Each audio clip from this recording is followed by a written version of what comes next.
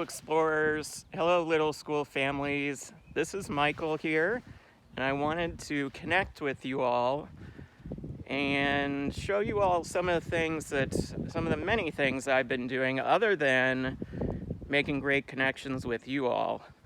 One of the things that I'm going to start doing is working on Wednesdays and Fridays from 4 to 6 at the little school to help you all receive your family meals, the fresh cooked CSAs from our little school kitchens.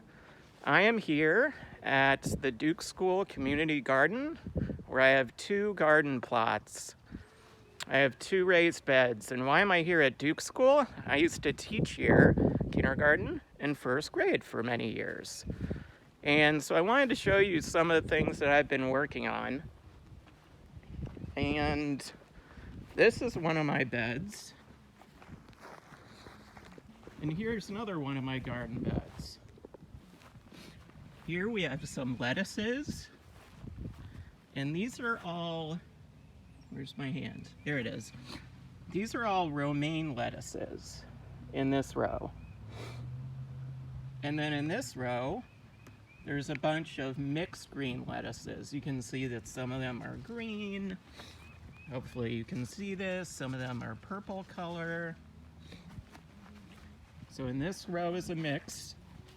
And then in this row, there's a bunch of butter lettuces. Butter lettuces have this nice, leafy, almost a different texture than some of the other lettuces. And then we have these, very green sugar snap peas that are climbing up a netting. They need this netting to help them grow vertically, which means up. If they didn't have this netting, they would kind of grow around the bottom of the garden bed near the soil, and it would be harder for them to produce little sugar snap peas. Sugar snap peas are these really yummy peas with a shell that you can snap the top off of it and eat the whole thing. And I think they're really delicious. Next to the sugar snaps, we have a row of red lettuces. Next to the red lettuces, there's a row of kale. And this is some of the curly kale that's really delicious. And then yesterday, during a Zoom meeting with my small group, I have a row here of radishes. And yesterday, during the Zoom meeting, Janet, one of the other Explorer teachers, was asking, how do you know when a radish is ready? And it looks like here, if you can see, that we can see some of the red from the radish is poking out. So that gives me a general idea that it's about, I don't know, how big? This big? And that's how big a radish should be. So what I can do is I can hold it really close to the stem and kind of wiggle it around and pull it out.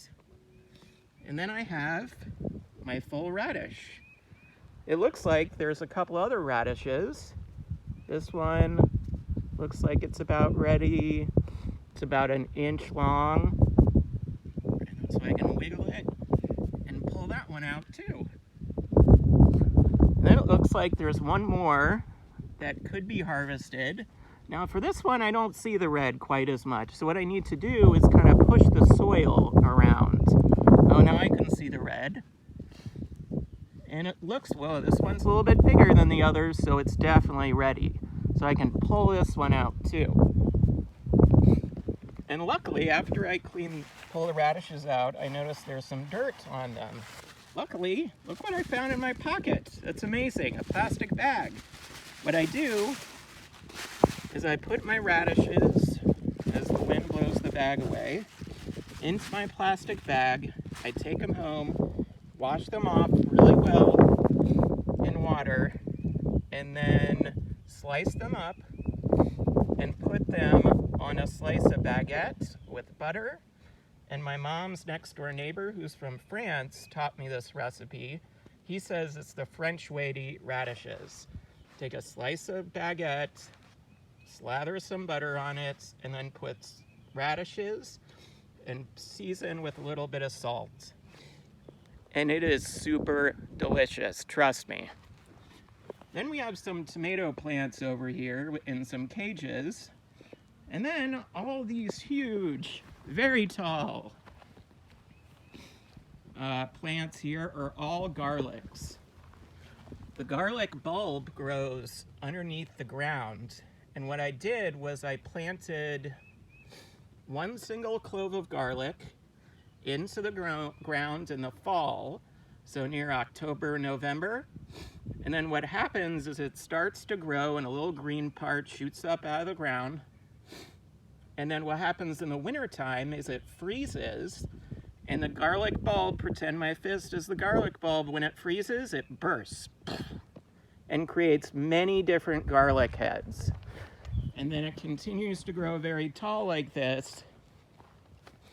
And usually in late May or early June, we harvest them. Our explorers class planted many single garlic cloves into our garden beds near our classroom.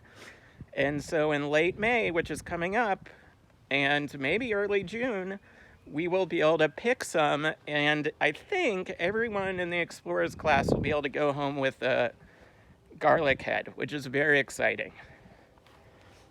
One of the last few things I have, well, more lettuce. Oh, there's my shadow. That makes it tricky to see. That's a whole head of lettuce that I bought as a tiny plant from the farmer's market with 7 other lettuces. And then as we go over here, I have 2 beds. In this bed, my shadow's in the way again. In this bed, we have some cilantro growing, some squashes, which are really tiny. I hope they're gonna burst up and grow really well, and more tomato plants. And finally, this is really cool. I found this at Whole Foods. Those of you who really like to cook a lot or make stews or chilies, this is a bay leaf plant. And bay leaves provide so much flavor to a dish or a soup. I absolutely love it. Yeah, so I'm here also to put some more cages in on over some tomato plants. And excuse me as I wipe my nose. This hopefully was a really good way for us to connect.